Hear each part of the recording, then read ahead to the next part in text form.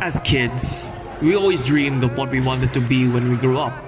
Policemen, karate black belts, firefighters, even superheroes. Careers that looked cool, which seemed achievable to kids at the time. I want to be a teacher when I grow up. A babysitter. A pastor. Dolphin trainer. A dental that eats bugs. A haircutter. A person who helps in charities. Only cashier at Walmart. An author. Chapter books about mythical creatures and animals and things. Over time, when you eventually discover who you are as a person, will that haziness clear up, providing you a better picture of what you want to become in the future? You know, I think that's true of a lot of people. When I was still a kid, there was a time that I wanted to become a psychologist in order to help people by providing guidance and to analyze them on what makes them behave as such. But over time, my interests have changed, which eventually led me to take up communication as my bachelor's course and my master's course as well. Jim Carrey, who spoke at a 2014 Maharishi University of Management commencement address, believes in the concept of pursuing your passion and following your heart. You can spend your whole life imagining ghosts, worrying about the pathway to the future, but all there will ever be is what's happening here, and the decisions we make in this moment, which are based in either love or fear. So many of us choose our path out of fear disguised as practicality.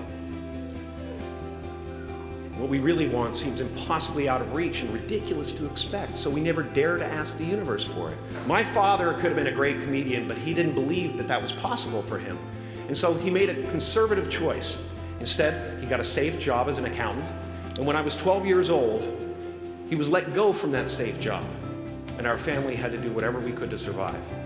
I learned many great lessons from my father, not the least of which was that you can fail at what you don't want. So you might as well take a chance on doing what you love.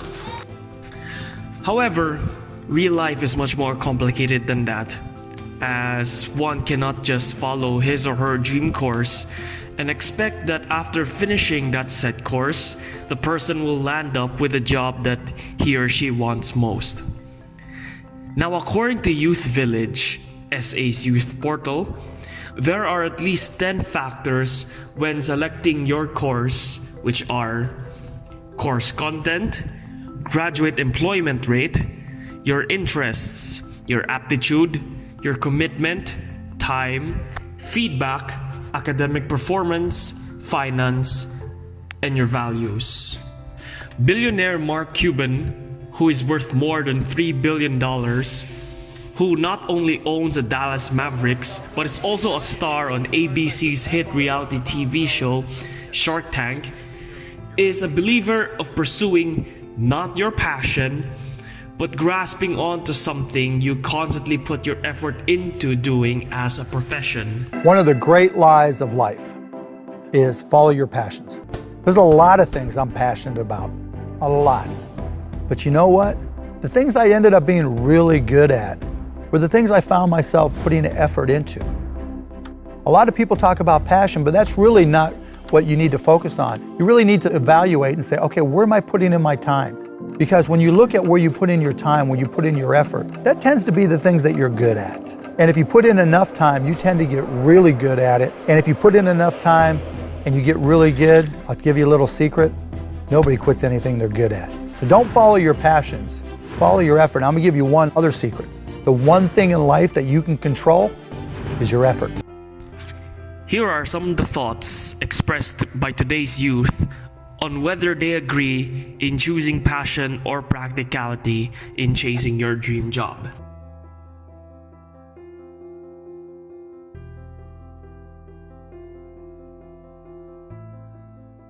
I'm currently in the STEM strand, but I'm not really sure what course to take yet. Probably something to do with interdisciplinary studies or psychology, I guess. I'm in BS Legal Management.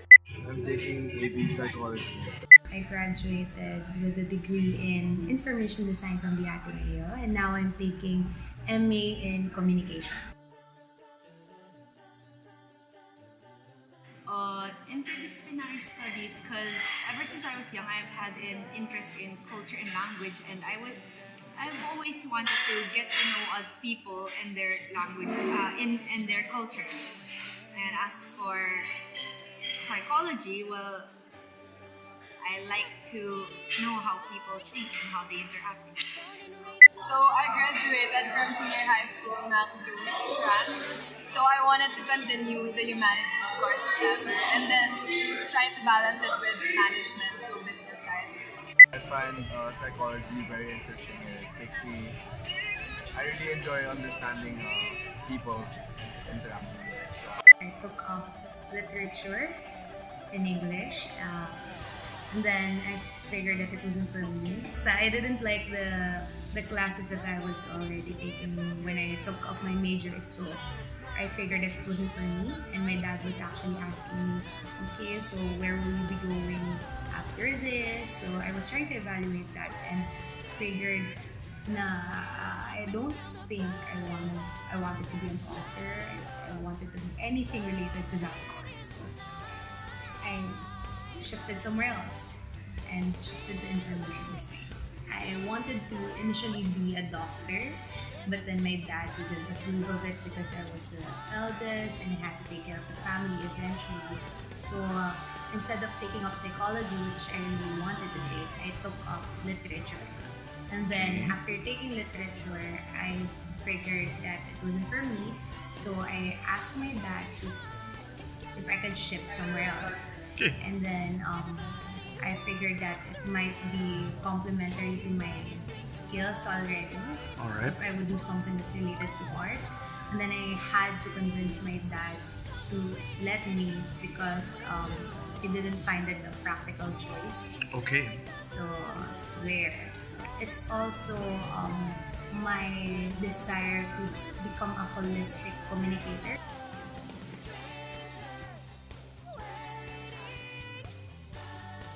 I'm not really sure about those courses yet. Like interdisciplinary studies, the only job that I can think of for that is like a diplomat or like a teacher, and I'm not really interested in either of them. But I'd probably be taking commissions for drawing since that's one of my passions. But just as a side business, since it's not exactly reliable. So right now I'm still torn between going to a business or going into like law school. I would hopefully want to pursue my passions and in the future after my course. Working as a psychologist in an office or yes, I would immediately want to practice. I don't think anyone of my age can say, well, not a lot of my age can say that this is how they envision their life to be when they were younger. I figured that it's not as simple as that, and it's not something that I would want for myself right now. Okay. Actually, I figured that out. So I guess where I am now, what I can say is I'm happy that I'm currently contributing to a bigger vision, and I am continuously honing my skill set towards contributing more to society.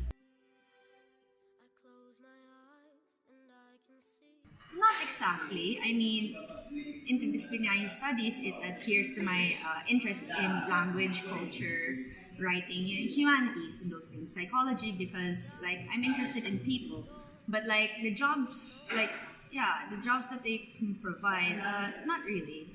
It's not really what I dreamed of at the start. We were thinking about na lang my future options. So it was being more practical. Not necessarily. It only started late high school when I was really thinking about what college to go to. So what was your first pick? The truth is, like, I wasn't really thinking about my course in college, but then psychology has always been the first pick, but it was a late choice. But I do see myself contributing to a bigger vision in the future. So I have this kind of a tagline for my life. Wherever I go, wherever I end up with, I want to help create a better tomorrow. So right now I'm in the training industry, and currently my bosses are gearing me towards becoming a trainer one day, but while I see myself doing that, I can also see myself becoming an entrepreneur or a lot of different things. So it's really open to a lot of possibilities.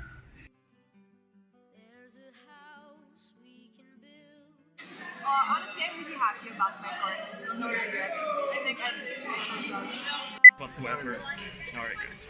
I think with everything that has happened, all of the circumstances that have happened in my life, I think I'd rather not. I'm okay, I'm happy, and I'm proud of the person I've been able to become. If I took up another course or if I took up a different path, I might not have been able to become the person that I am now. And I'm happy to be the person that I am now today. Yes.